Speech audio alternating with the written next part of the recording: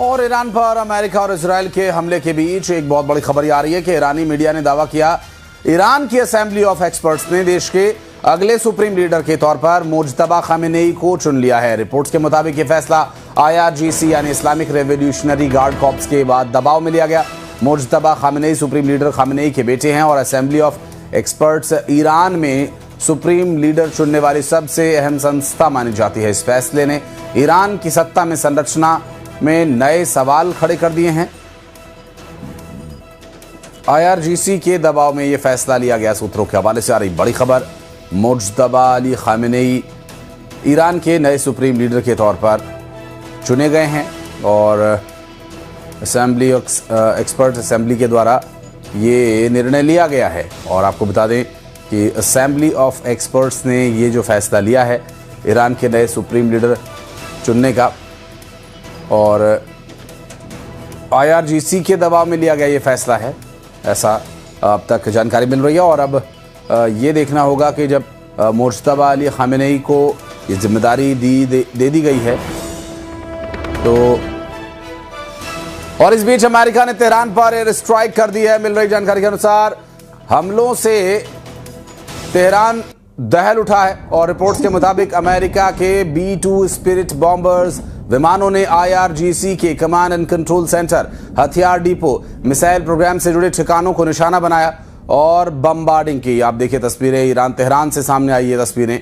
B-2 bombers Tehran के आसमान पर मंडरा रहे हैं और लगातार बॉम्बिंग हो रही है। इस वक्त बमबार्डिंग हो रही है। हथियार डिपो और मिसाइल साइट पर जबरदस्त हमले की जानकारी मिल रही है। और आपको बताते चले ईरान की तरफ से रात में दुबई में हमले हुए हैं और दुबई में अमेरिकी कॉन्सुलेट के पास ड्रोन से हमले हुए और ड्रोन हमले के बाद आग लगने का भी एक वीडियो सामने आया। जानकारी के मुताबिक ये ड्रोन हमला ईरान की तरफ से किया गया था।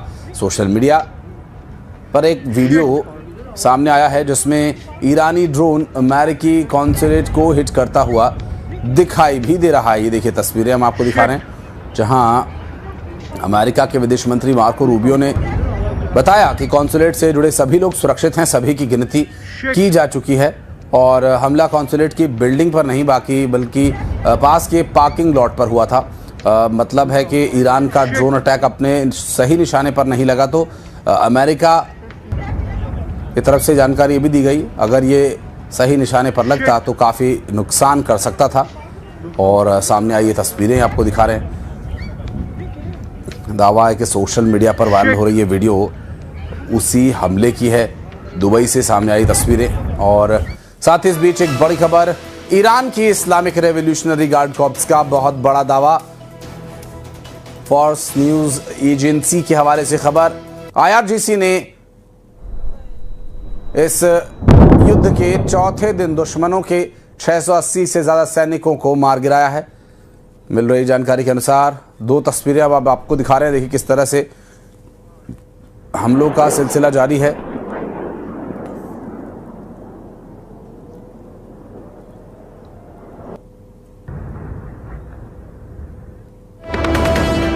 और इस बीच अमेरिकी राष्ट्रपति डोनाल्ड ट्रंप ने होर्मुज स्ट्रेट को लेकर एक बहुत बड़ा बयान दिया। ट्रंप ने कहा कि अमेरिका अब गल्फ से गुजरने वाले जहाजों को प्रोटेक्शन देगा।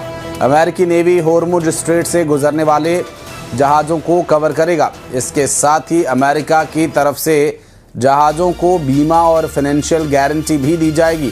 ट्रंप ने कहा कि अगर ज़रूरत पड़ी तो अमेरिकी नेवी होर्मुज स्ट्रेट से तेल टैंकर्स को एस्कॉर्ट करना भी शुरू करेगा।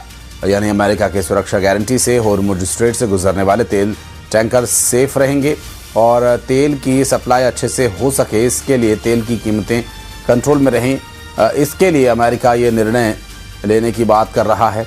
डोनाल्ड ट्रंप ने कहा कि गल्फ से गुजरने वाले जहाज़ों को वो सुरक्षा प्रदान करेंगे।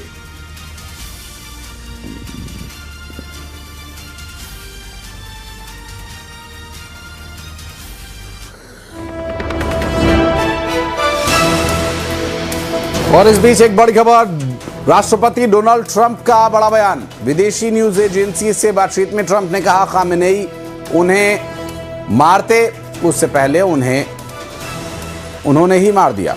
ट्रंप ने कहा कि खतरे को देखते हुए ईरान के खिलाफ ये सख्त कदम उठाया गया। ट्रंप ने यह भी कहा कि ईरान बात करना चाहता है लेकिन बहुत देर हो चुकी है। ईरान में सत्ता परिवर्तन पर भी ट्रंप ने कहा कि अमेरिका ईरान में ऐसे व्यक्ति को देखना चाहता है जो पिछले शासन से बेहतर हो, क्योंकि सबसे बुरा यह होगा कि हमला हो, सत्ता में फिर वैसा ही कोई बुरा शख्स आ जाए।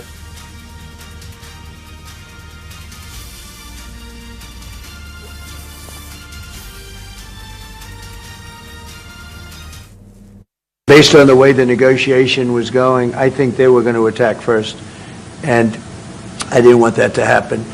So if anything, I might have forced Israel's hand, but Israel was ready and we were ready, and we've had a very, very powerful impact. We have them very much beaten militarily from the military standpoint. They're still lobbing some missiles. At some point, they won't even be able to do that because we're hitting all of their carriers. We're hitting all of their missile stock. You know, they built up all these missiles over the last few years. They had a lot of them. They've shot a lot of them, and we're knocking out a lot. I guess the worst case would be we do this, and then somebody takes over who's as bad as the previous person, right? That could happen. संयुक्त अरब अमीरात पर Iran के हमले से जुड़ी बड़ी खबर।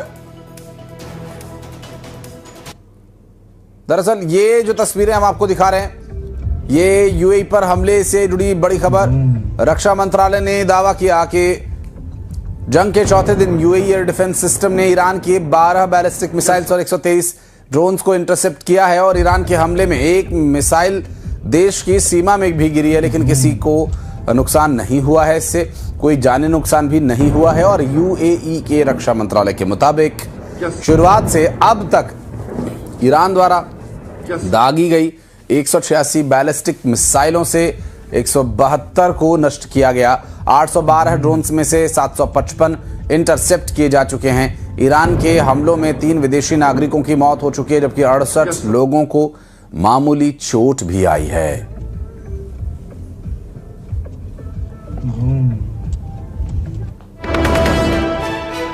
और ईरान की जंग से पाकिस्तान घबराया हुआ है। पाकिस्तान के रक्षा मंत्री ख्वाजा आसिफ युद्ध को पाकिस्तान की बर्बादी का ट्रेलर बता रहे हैं। इस युद्ध को ख्वाजा आसिफ पाकिस्तान के खिलाफ साजिश बता रहे हैं। ख्वाजा आसिफ का कहना है इजराइल ने ईरान पर जबरन युद्ध थोपा है ताकि पाकिस्तान की सीमा तक को प्रभावित किया जा सके। ख्वाजा मोहम्मद आसिफ ने ईरान युद्ध को उनके देश के लिए बहुत बड़ा खतरा बताया। आसिफ ने इस युद्ध को ज़ायोनिज्म एजेंडा बताया, जिसका मकसद इजराइल के असर को पाकिस्तान तक लाना है।